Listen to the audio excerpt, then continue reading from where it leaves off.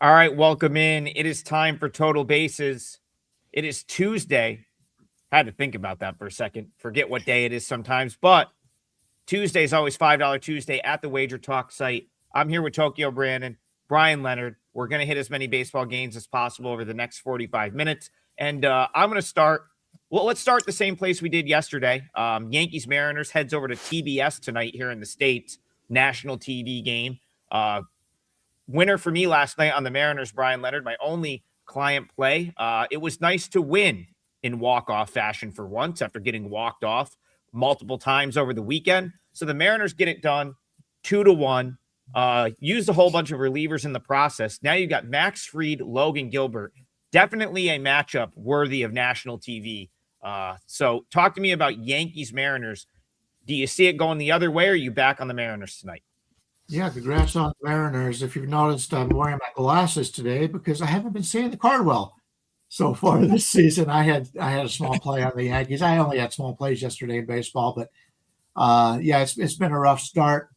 You're right. Both these guys are people you like to back. We're actually getting to the point now in the season where we've got a little bit of information behind us, and I know that means a lot to Tokyo Brandon. Is he doesn't use a lot of last year's stats, and maybe I shouldn't have either, because it's getting off to a rough start. But hey, let's get him back tonight. Gilbert going for Seattle tonight. He's one of my favorite pitchers. He's going at home. I've talked many times about how well these Seattle pitchers pitch at home and they struggle on the road a little bit. But he's been very good against both lefties and righties. He's probably going to play 6 lefties tonight. And he's got a 31.7 to 5.9 strikeout to walk ratio in that regard, which is very similar to what he does against the righties. So he's very good. He doesn't have any problem going lefty or righty, and neither really does the pitcher for the Yankees going today in Max Fried. He's very much the same way too, slightly better against one or the other, but not major differentials like you see many times in the lineup today. It's like Ohtani's only going to face one left-handed batter probably, or one right-handed batter in the Cleveland lineup tonight. But like both these pitchers, the offenses have been hit and miss so far for both these teams. Obviously, when you take a look at this line, we are seeing basically it's somewhat of a pick. The Yankees are slightly favored in the 110 to 115 range, total of a 7. Normally, I'd say the under here, but the Yankees do have one of the best hitting teams in Major League Baseball. It's when like the Dodgers or the Yankees are playing, it's tough to play unders because the offenses can go off at any time. So I'm seeing the line basically what I thought it was going to be. So there's not enough on me here to make it a play. And because of the way we've been playing lately, I don't want to force anything. So maybe Brandon has something better than I do on this one, or maybe yourself. Yeah, go ahead, TB. You had Max Fried on opening day, a nice easy winner with the Yankees in their opener out in San Francisco. So now you get Max Fried around second time. I think you went 6 1/3, 2 hits, no runs. Look really good on opening day. How do you are you riding it with Max Fried here after that opening day effort? He did look good on opening day, and Gilbert didn't look too good on opening day. So yeah, what do you do with these guys? Well, take a look at the bullpens. I think the Yankees bullpen, I mean, Seattle's known for their bullpen, but the Yankees bullpen is playing really well right now. Like Bryan said, we're starting to build up some stats now so we can kind of judge how things are. But, these guys have only played one team so far, or one series so far, and they're on their second team. So take it with a little bit of a grain of salt. But yeah, the Yankees bullpen is playing well. On my Twitter, Tokyo _Brandon, I put up the today's pitchers and their OPS against the team they're playing against. And Max Fried's OPS in 63 at-bats against these batters that he faces today is 620. And I've said in previous shows that 750 is kind of my Mendoza line. So he's under the Mendoza line. It means he does pretty well against these batters. You might be surprised to know that Logan Gilbert's OPS in 74 at-bats against these guys is a whopping 914. That's not very good. the one caveat to these stats, and I put the whole list of every starter up on my Twitter X, Tokyo_Brendan.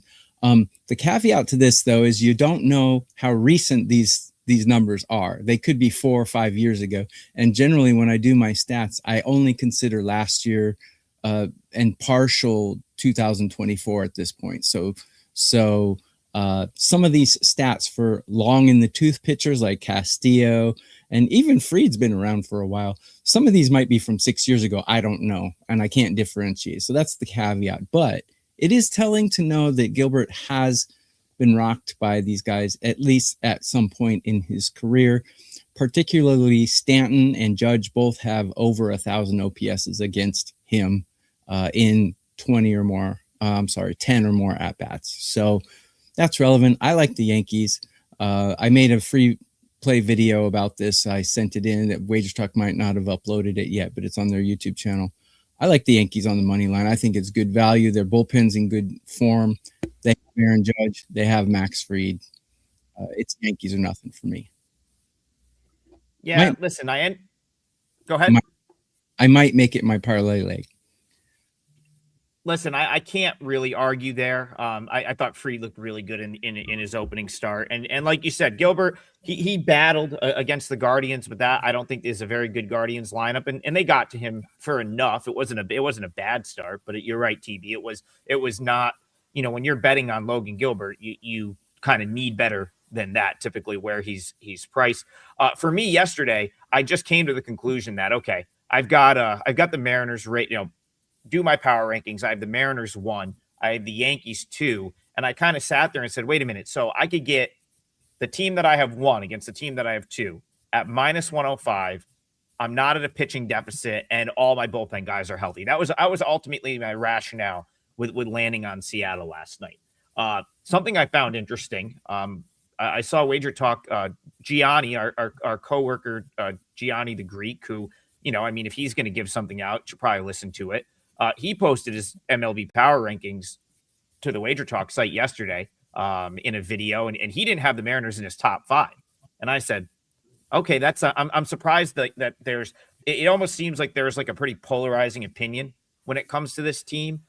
For me, though, the pitching that they have is why I have them so high. And last night, to close that game out, for Jose Ferrer to Bizzardo to Spire to Brash, that is really, really good in my opinion. That's as good as you're going to get. But all 4 of those guys pitched last night, so we're early in the season. I still think you probably see some of them here. I don't think anyone went crazy with pitch count, but it's not as good of a spot for the Mariners as last night was, in my opinion. So I think with giving Fried the slight edge over Gilbert, I'm kind of with you, TB. I think I'd go. I think it would be Yankees or pass for me as well, right here. Brian, sorry, did you have something to add there before we move on? Nope. I'll put up a finger in case I have something to add. Brian in the finger. All right, there's plenty of other games to get to, so go ahead, TB. Oh, I'm sorry to cut in. It's $5 Tuesday, by the way. All 3 of us will certainly have a play up today for $5. I have a 4%er up, so in MLB. So just wanted to throw that in. Make management happy. So we will move along. Yeah, I'll bring up the parlay yesterday. It was 0-3. But guess what? Friday, the parlay went 3-0. And when you're doing parlays, I think that's right. That's how you'd rather have it. Although I know some people bet the best bets individually. So anyway, listen, Hurt. I don't know if the Jays being ashamed of themselves. Listen, you want to know something even more ridiculous? Here's even more ridiculous. I went and did a 10-minute, my under the radar segment yesterday. I did 10 minutes on Cody Ponce and how I expected this like breakout of him. And the poor guy like pulls a hamstring or he leaves the game injured. He wasn't pitching bad into the third. I think that if he made the play, the run probably would have come in, but the stuff's looking decent. And I think that's the reason, the Jays, they lose their starter in the third. They have to kind of go to the bullpen earlier. And once it went off the rails, it just kind of went off the rails. So we can go back to that series here. So I'm going to go to Brian. Brian, talk to me about man, I feel like I maybe cursed Cody Ponce. He's back in the States for the first time in 4 years, his debut with the Blue Jays. And I don't know how much I might have put him on the IL for a couple months after that. But let's go to that game. I'll go to you, Rockies, Blue Jays, and what did you see there? Yeah, it sounds like it's going to be a serious injury. And I think that took the air out of Toronto because they've had so many starting pitchers get hurt this year. This is a team coming into the season, expect to go back to the World Series. So they continue to lose their starters, and they just don't have the depth to do it. I think that's what it is, an in-game thing where you just, oh, my God, here we go again. But today they got Feltner going for Colorado, and we talked about it. We like Colorado better this year than we have in the past. Still, the Road Rockies, everybody writes it up as an automatic win. But like I said before this series started, they're on the road. They haven't been in Colorado yet. And when Colorado travels from home to road, that's when you can take advantage of the Road Rockies. Feltner going for Colorado. Scherzer going for Toronto. Big favorite here. They're about the 175, 170 range, 8.5 to the under slightly on this one. 270. 270, yes. Yeah. Scherzer joined the team late because he was a late signee, but from everything we have seen in the spring, and now we haven't seen a lot, he looks really good right now. He's a dog out there. He's going to make sure this team is ready to go in this game. I've never been much of a Feltner fan, but do I want to really lay this kind of number with Toronto? I'm not sure. I think there's better ways to make money on the card, so I'm passing. But you would expect from a veteran team that happened to yesterday, would expect a nice bounce back. But baseball isn't like a physical sport like a basketball or a football, so it's you have to take it with a little bit of a grain of salt. Yeah, I think for this one, listen, like you're still paying a sort of a massive premium to back the Blue Jays. I was more inclined to do it yesterday with the -1.5 because I felt like we had such a nice pitching edge. I'm not sure that the pitching edge, even with Feltner, I don't think it's as pronounced here. My numbers suggest that Rockies +1.5, which is now 4-0 on the season. We brought that up on the first show, that would be a good way to play the Rockies. It's 4-0 against the number. I think that's how I would go again. I'll tell you what, one thing about the Blue Jays, they have nothing at the AAA level right now. I don't know where they're getting reinforcements from unless they have very, very little in the pipeline in terms of like big league ready pitching. So that is rough for them to lose Ponce. And like you said, probably lose him for a long period of time. Yeah. Tough loss right there. Rockies +1.5. Yeah. It's still undefeated, 4-0 against the number. We'll see how long. TB, I want to come to you. I want to move it along to a different game. One that I agreed with you on yesterday, it didn't work out. And that's the Tigers and the Diamondbacks. And, kind of something that we brought up was, listen, Arizona's still probably going to hit. So lineup still, they still have a respectable lineup. Corbin Carroll, Ketel Marte, Perdomo. There's offense there. Verlander yesterday didn't have it, and Arizona was able to sort of pound their way to a 9-6 win. I think you were a day early on the Tigers. I think I'm kind of leaning toward the Tigers here. I was wondering if you're willing to come back with Detroit out in the desert tonight. So this is what's interesting. And I was watching that game last night, and very interestingly, as soon as the Diamondbacks took a 7-0 lead and their starter came out of the game, I said, they're going to come back. They took their starter out, I think after the 5th inning, I think it was, if I'm not mistaken. I could be wrong, but I was like, they're going to get 4 full innings on this bullpen. They're going to come back. And they almost did. So yeah, I agree with you, Adam, on your sentiment there. I think, that Arizona bullpen is bad. They got nobody. But they hit a lot. So like I said, in the very first show that we did together this season, look for a lot of overs with this team, especially in that ballpark. Bullpen is atrocious, but they got some solid hitting. I mean, Carroll whacked it last night. I mean, yeah, it was a good game for them. Taking a look at the OPS rankings, though, Mize has a 529 OPS against these batters and only 33 at bats, and Fott has a 1,160 OPS against these batters in 25 at bats. So definitely pitching advantage to Detroit. A definitely bullpen advantage to Detroit. The problem is their hitting is just flaccid. So if they can get any kind of, I love that word, if they can get any kind of run production, they should be able to win this. But it's like in football when like Toledo's playing Hawaii and it's like 75-70. It turns into these kind of games. Can Detroit, put it up and keep up with the Arizona bats? That's the question. So I'm going to stay off this game. Over would be the only way I would go in any Diamondbacks game for the rest of the year. I mean, you can't make a MAC football reference without bringing Bryan Leonard in. So if you're going to throw, you're going to throw the MAC conference in here, we got to get his take on this. I guess the question I would ask you, Brian, Casey Mize I was pretty anti Casey Mize at one point. And last year, I think you were. Yeah. We both yeah. were. And he sort of like won me over in the respect that like, I feel like he's kind of reinvented himself. I don't know that he's certainly not a fade for me at this point. TB, I'll echo your sentiment. The Diamondbacks bullpen is bad. I mean, it is a problem. So, yesterday they don't really need the bullpen. They built themselves up such a big cushion. I see the Tigers at even money here. It's hard to not to like want to take a shot with that price. Brian, G Hurt in the chat. Let me pull his comment up. He says, snakes are past today. Casey Mize in the bump. AZ going to hit the bottom of the rotation. I don't know that I agree with that being like a deterrent for me to be on the Tigers. So, how are you seeing Mize, the Tigers, and talk to G Hurt there? Yeah, neither one of us really liked Mize last year, but I agree. He's grown on me a little bit. Brandon Pfaadt for Arizona. As I said yesterday, a lot of these pitchers have looked really good in spring training, and it's been blown up in my face. Panic yesterday.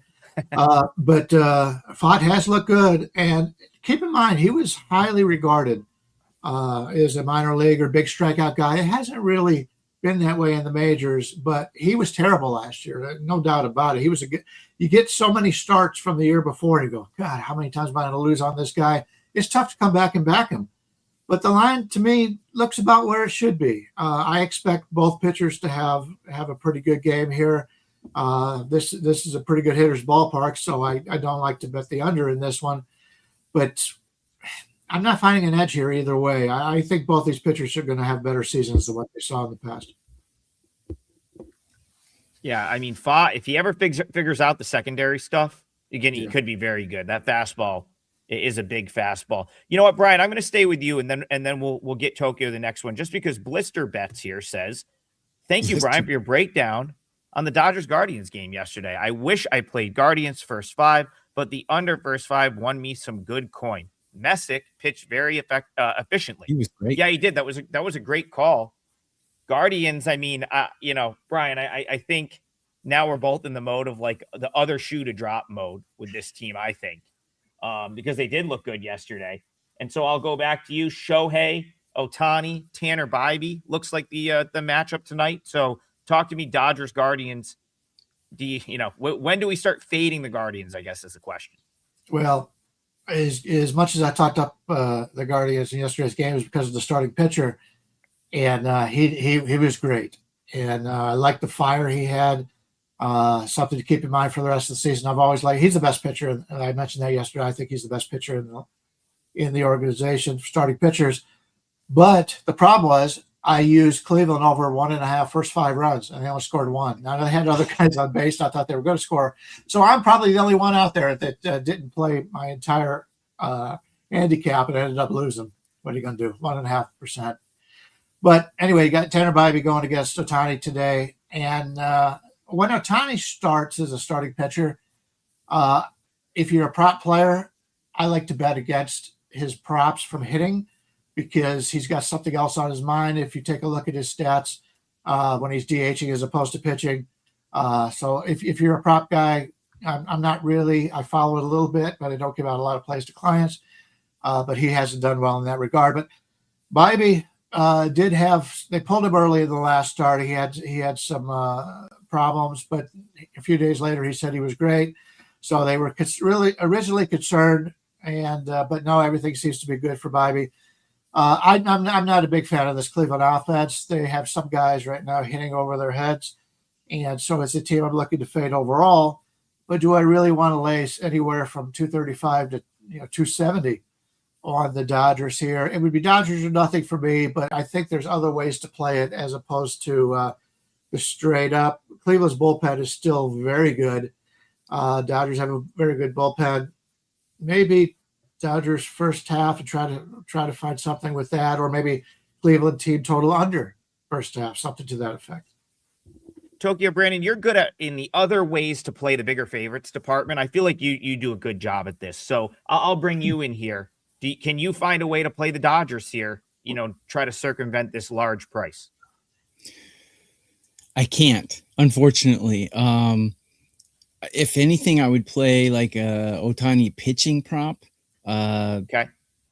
Like I would play his outs under, perhaps. If you look at his early season starts, he generally comes out of games pretty early, and the Dodgers do not want to get him injured in his first start. So any kind of outs prop under, perhaps, especially if it's 15.5, definitely play an under, but you're probably not going to get that number. You're probably going to be 14.5, probably. His strikeouts, I have him projected at 6 strikeouts and 14 outs recorded. So I would look at that if you have to bet this game, but I think there's other ways to make money today. And that is what we are here to ultimately find. Working our way through the chats. Obviously, if you're new to the show, hang around. Last 15 minutes, we'll be giving out the best bets for the show. But this is the period of the show where we do things like try to talk people off of plays they don't want. G Hurt says, someone talk me off the Nats again today. So I'll go to Brian.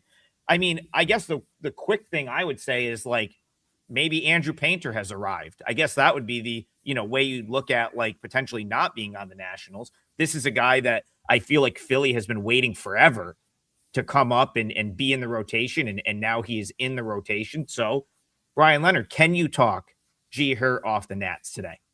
I'm glad somebody asked for this one because this is probably going to be my play in the parlay today. PJ Poland is going for Washington. He's been installed as a reliever. He's already pitched twice this season coming out of the bullpen. He's a lefty. And if you take a look at his breakdowns, he's a lefty that doesn't have a lot of control. Against lefties last year, he had a 32.6 strikeout percentage, which is very good. But his walk percentage against lefties was 15.2%. He wasn't a whole lot better against righties, but his strikeout rate went really down. 18.1 dropped from 32.6 to 18.1 when facing righties. His walk rate was still 11.1. So you've got a Washington pitcher who I'm assuming is only going to be out there for an inning or two, and he's had control problems. Philadelphia's a veteran team. They should be able to draw some walks here, and I think that's going to be good for them. The problem with Washington is we've talked about this bullpen being the worst in Major League Baseball. Cole Henry's, who usually their 8th inning guy, he's pitched 2 of the last 3 days. Brad Lord is their 7th inning guy. He threw 51 pitches yesterday. He won't be there. So that leaves Clayton Beater along with the rest of the bullpen that are the worst of the bullpen arms. So there's a way to play this game, and it's not going to be on Washington for me. When you're looking at the Phillies, we've all heard about Andrew Painter, excited for Andrew Painter, but it is a game in which people have been waiting for. So you're looking at, the line out there is anywhere from like 175 to 190. I like the Philadelphia spot, but maybe we'll look better at the team total. Let's take a look at the team total here for Philadelphia. You can get, and it just goes anywhere from 3.5 to 5.5 right now. I'm seeing a 4.5 out there at -140. I like the Philadelphia team total over. I'd even lay it for them to get 6 runs and get plus money back.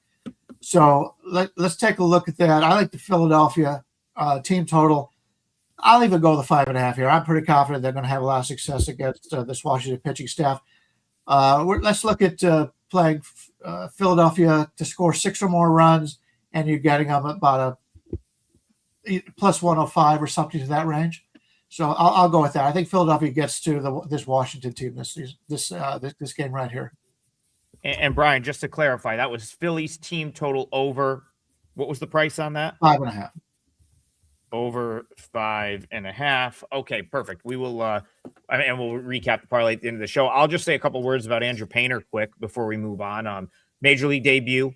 He's only 22. I think that's like the thing that's like he's been. If you follow the minors and the prospects, he's been around for a while. Tommy John surgery a couple of years ago.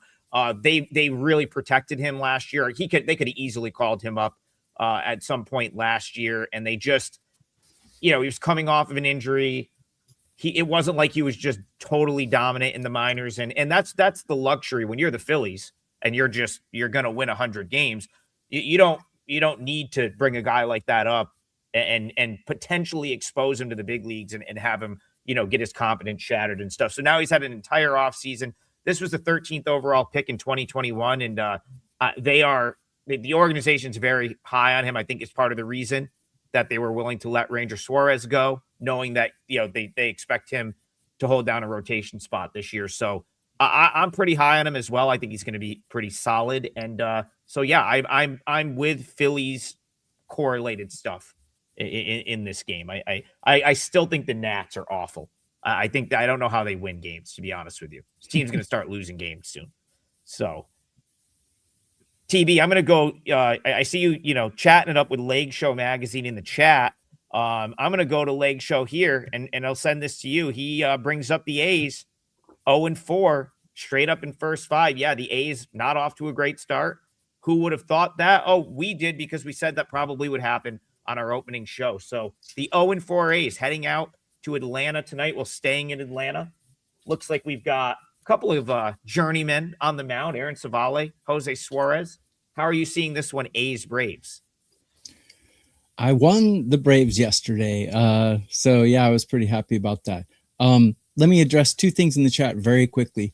One person asked, what does F5 mean in your plays? It means first 5 innings. And then someone else said, leave it to Brandon. Say that Washington is trash, and then they come out and win. So yeah, if you need Cody Ponce to come back off his injury, just let me talk trash about him, and he'll probably come back and win the Cy Young. So, anyways, so to address this one, the A's are another team that, man, their pitching is not performing, but they have their 1-2-3 is really nice. They're whacking it really good. Not much of a bullpen. So this is another team I look to a lot of overs on.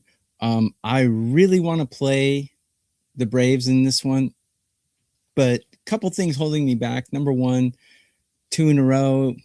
I'm not one of those guys. I treat every game as kind of its own entity. So I don't really do the like streak or on a roll kind of thing, but recently, I haven't been able to win the same team 2 times in a row, so it's kind of a voodoo for me. It's kind of a taboo for me, so I'm not sure if I'll do it. But the price is pretty nice at -140. The Braves seem like they can win. Those 1-2-3 lineup for the A's though, that scares me a little bit. Rooker and Soderstrom, man, they can whack it. But their pitching is terrible. If anything, I would take the over, but Jose Suarez is kind of a X factor for me here. So those 2 factors are keeping me off. The 2 in a row thing, and then the Jose Suarez, I don't really know what to expect from him. Yeah, I listen. And Brian's got his finger up. Oh yeah, no. I'm going to go to Brian here. I was just going to say Okay. that's going to be the conundrum with the A's this year, because they do have some really, exciting offensive players they're going to hit, but you're going to have to factor in some pitching that, again, I think, Brian, and I'll go to you to sort of, talk on this. If their young pitchers don't like step up big time this year, I don't know how this staff isn't near the very, very bottom of the league. Yeah, I would agree. The problem with the A's is, from a hitting standpoint, is they're striking out all the time. They're setting records for strikeouts. I believe they've had the most in their small sample size, the most strikeout percentage, highest strikeout percentage in Major League Baseball history. I mean, it's been terrible. So your first thought would be Jose Suarez strikeouts over. But if you take a look at what he did last year against right-handed batters, and he's expected to see 4 right-handed batters out of this lineup, his strikeout and walk ratio was exactly the same, 11.9. How often do you see a walk rate the same as a strikeout rate against right-handed batters? Now, he's a lefty, so that's he's done pretty well against lefties, 28.9 compared to 10.5 in the walk rate. But against righties, I don't trust him at all against any right-hander out there. So yes, I don't like him at all. And but the A's batters are not hitting. Maybe it's an underplay. Who knows? But yeah, Oakland right now is just swinging, or Sacramento is just swinging for the fences, and they're not getting it done. It's a really good observation. There were some awful swings in that Blue Jays series, like straight up, just not even close, just hacking up there. And G Hurt says, yeah, close your eyes and swing as hard as you possibly can. It looked like that for periods of time in that opening series for sure. 25 strikeouts in 3 games. Yeah, that's not gonna fly. I mean, maybe when you're playing in Sacramento and when you hit one of those pop-ups, it goes out, but it is not probably not a winning strategy, and it's something that I feel like we forecasted on our very first show of the year. I think we all were kind of in agreement that maybe the market was too high on them, and 0-4. Put it in perspective. If they struck out 25 times, you get 27 outs per game. So they struck out an entire game. It's hilarious. TB, I'm coming to you here. We got Frank Gomez with a donation, so very much appreciate you. And he says, thank you, gents. I hit on both unders for Pirates, Reds, and Giants, Padres. Tokyo Brandon, nice. Love your outs list. If you have it for today, please share. So over to you, TB. Are you sharing that today? And this is also your window for a best bet. So take it away. Okay, best bet. I'm going to do the Yankees here. I think they're going to come back, take them on the money line, -112. I already broke it down on my Twitter at Tokyo_Brandon. I will, since Mr. Gomez asked me specifically, I will put it out later today before the games. It might be in the evening, but check my Twitter. I will put it up, I promise. Today's theme is WKRP in Cincinnati, by the way, and I'm Johnny Fever. So, yeah, all the Twitter handles are right there on your screen. TB, that's something he tweets out. I think somewhat regularly, daily. A couple times a week, basically daily. There's so many lists though, so I choose which list to put out today. But if he wants the outs, I'll put the outs out later. Yeah, I mean that's it. You ask it on here, and we try to get it to you. So TB is going to make sure you get that outs list. Check that out on his Twitter. Also check out his page at WagerTalk.com. I think you said 4% play that's up for $5 today so far. Yes, sir. Yep. 4%. 4% are up for $5, and then we all will have something as part of $5 Tuesday. That's site wide. Any handicapper on the site, $5 play at WagerTalk.com. I'm going to head to Bryan Leonard. Bryan, dealer's choice for you. We already know what your parlay leg is. Pick a game, and then let's the three of us hit that game before I get to my best bet. All right. Well, let's look at Boston and Houston. That's expected to be two very good teams going. Bello against Brown. Brown's about a 145 favorite, total of 7.5. We've talked in the past about how at least myself, and I think Trig agrees, Brian Bello, it was the wrong starter to give the big contract to.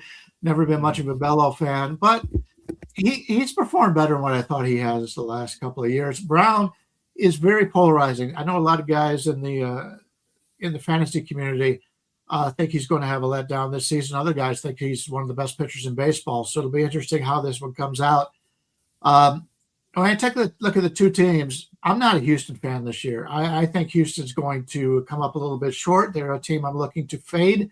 And I think Boston is clearly, at least in my regard, the better team. So you're getting the better team as a nice underdog price here. Yes, it's on the road, but Boston's always been a pretty good road team. I think there's a little bit of value here on Boston, although I'm not a huge Bello fan. I'm leaning that way. And the money it's pretty balanced here, so it's sticking in that same range. But I'm just wondering what you had thought here. I do want to point out that I've got a 4% play in hockey going tonight. Won our hockey play again last night. We had Toronto Maple Leafs, a big underdog, winning in every sport once again, except for baseball. So it'll turn around. The glasses are going to do it today, folks. But wondering what your thoughts are on this Boston game, because I think there's a little bit of value on them here. Yeah. I mean, listen, it is March 31st. We have plenty of time to get in the plus in the bases, and I would say handicappers, players on the field, the element of randomness those first couple weeks is just playing in temperatures like, I mean, it is pouring rain. It's cold out in the Northeast right now. It's like those first couple of weeks are a battle. So don't sweat that. We'll absolutely get there with the results. Before I kick it to TB, I'll just talk about the Astros. Yeah, I'm in full fade mode with the Astros. The only reason I haven't done it yet this year is because I couldn't really find. I mean, their opponents so far were the Angels, who I think are atrocious, and the Red Sox, who, I had the Red Sox on Sunday, and just the way they lost that game, I didn't like, losing in that manner, not really hitting, blowing a 2-0 lead, and then kind of having to turn around, go to Houston, because I thought about the Red Sox yesterday, and boy, am I happy that I didn't get involved with them, because they completely no-showed that game, an 8-1 loss. So yeah, like I'm certainly looking for spots to fade Houston, but once again, I'm with you, Brian. I don't know if I can get down, with Bayo on the road here, given how the Red Sox have come out of the gate 1-3. That's tough. That's tough for me to get there with them. So I'll bring TB in. Why don't you give us your thoughts? Red Sox, Astros. How are you looking at this one? Okay, yeah, I've never been a Brian Bayo fan, but looking at his OPS against these batters in his career, it's right on the Mendoza line. And I am a Hunter Brown fan. He might be polarizing, but I'm in his clique. I think he's great. I think he's on the precipice of being elite. I got him ranked really high according to my numbers as well. So neither one of these teams really hitting that well. So I would look, the fact that I like Hunter Brown and the fact that Boston's bats seem a little cold, but Astros bullpen's not performing well, all of that kind of makes me lean to a first 5 team total under. And I just went and looked at it. For some reason, the books are switching back and forth for both of these teams. The full game, you can get either team 2.5 or 3.5. And for the first 5, you can get either team 1.5 or 2.5. So that's kind of strange. But I think the Red Sox first 5 innings under 2.5 would be a pretty good bet if you can get it. I haven't pulled the trigger on that, but just, since you mentioned it to me, I just did a little quick research, and that would be the way I would go if you can get a 2.5 for Boston in the first 5. I think that would be the way. I think Hunter Brown's great. His OPS against these guys in his career is 607. It's a little bit under the Mendoza line. It's not electric, but good enough, I think. Yeah, this is, G Hurt references. He saw the, WagerTalk posted Gianni's clip where he gave his top 5 Major League Baseball teams out. He had Red Sox at 5.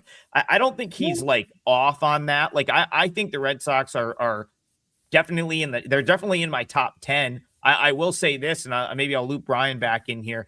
I had a hard time ranking this team coming into the season. Like, I want to believe in them, but then I watch what I watched the first 4 days of the year. And I know, I came onto the show yesterday and said, hey, don't overreact to 4 games, but I couldn't watch the last 2 days and then like justify being on them here. So help me make sense of that. Well, the reason why I think the Red Sox, there's a lot of people believe in them, is that they've got a lot of pitching depth in the minors. Crochet's great. Sonny Gray, very good, very solid. Connolly early brought up early, and he's great. We saw that looked great. Shouldn't have taken him out, in my opinion. Continue. Yeah, and Suarez. I've never been much of a Suarez fan, but in Brian Bello, but they've got guys down there in the minors that are really good. Peyton Tolley, I really like him. He'll be up in no time, and they've got some other guys that are very good. So from a depth standpoint in the starting rotation, they've got probably more depth in that regard as anybody in that division. And I think that's why Boston, there's a lot of people like Boston. Plus, they've got a lot of good young players. Roman Anthony's terrific. They've got so many good outfielders that they tried to trade Jarren Duran, and he wouldn't let him trade him because he had such a great spring and he performed well last year. Willie Abreu he's going to be one of the top hitters in baseball this season. And I like the move of bringing in Kalen Durbin. The guy's got some speed. He plays two different positions. They've got a lot of good young players on this team. So the future in Boston is very good, I believe. And in the next couple of years, they are going to be the team to beat in this division. So I like Boston, but I don't think I would have had them in my top five. Definitely not. TB, What about the Mariners? Mariners? I'm going to come to you, TB, because I think as I listen to both of you talk about that, I think you said you like the under, Red Sox under, or like something correlated with Hunter Brown. I'm looking at the chat and they're pro Hunter Brown, and I'm like, watching the Red Sox swing the bats the last 2 days, I don't think that's a terrible way to look at this here. Yeah, I mean, Boston's not swinging the bat that well, and they have Roman Anthony, but I mean, they're a pretty mediocre team as far as I'm concerned. I think the Mets are a lot better than Boston. I think the Mariners are a lot better than Boston. There's no way Boston is the fifth best team in MLB, in my opinion. But this is why they play the games, right? But they do have. It's why we have it's why we can bet. If everyone thought the same, we wouldn't have a market to bet in. Exactly. But I'm a big Hunter Brown fan. I think he's good. I think he's really good. But and I think he's getting better actually. So. We'll see though. I mean, now that I'm backing him, he's probably going to rupture an Achilles tendon or something. So we'll see. Go ahead, Brian. Yeah, Brian, go ahead. I just wanted to point out, we always make fun of ESPN because they talk about shit that nobody cares about and argue about it. VR, I don't think in the 3 years or the time we've been doing this show, 2 years, we've mentioned VR or Johnny Weber on this show. And because of putting out something like this, he's getting a mention on this show. And that's one of the things that ESPN does. They throw out something and somebody will make some, not that this is a bad comment, he probably does have them in that regard, but somebody will make a comment about something and they can spend a whole hour talking about how wrong it is. Yeah. Well, that's the thing. I mean, I think I had them 9. So it's not like I've still got the Red Sox a top 10 team. Yeah. Shane in the chat says they can't hit right now. Yeah, that is true. But this is where it comes to like baseball, small sample. Drop this in the middle of July. No one cares. No one's like, oh, the Red Sox, well, they can't hit. So for me, it's going to be finding a spot to back them. I am pro. I just want to make that very clear. I am pro Red Sox and finding a spot to get back in with this team. I just don't know that it's here. Maybe it's tomorrow. I thought it might be yesterday, and I'm glad I talked myself off of that. So for me and the way I think and the way I bet, because I talked myself off of that yesterday, they lost. I think I can I'll see another, I'll try to like in poker, I'll check. I'll see if I can see a free card here and then look to play them later in the week. As far as the parlay is concerned, we already talked about my leg as well. I'm going to use the Tigers, even money. I'm at -113 on what the Tigers should be favored here. It's not a huge edge, but it's good enough to close out the parlay. I think if they do get in a close game, we both talked about, the starters maybe being like a wash here. I'd much rather have the Tigers in a close game than the Diamondbacks. So, Bryan Leonard, I'm going to go over to you. Can you tell me what the price, the juice was on your team total over? I believe it's +105. And if you can't get the team totals, I'm fine with Philadelphia. You're getting -177 in some books right now. So if you can't get a team total, I'm fine with Philadelphia. It's a little bit high in what I normally use, but I don't want any part of this Washington pitching staff in this game.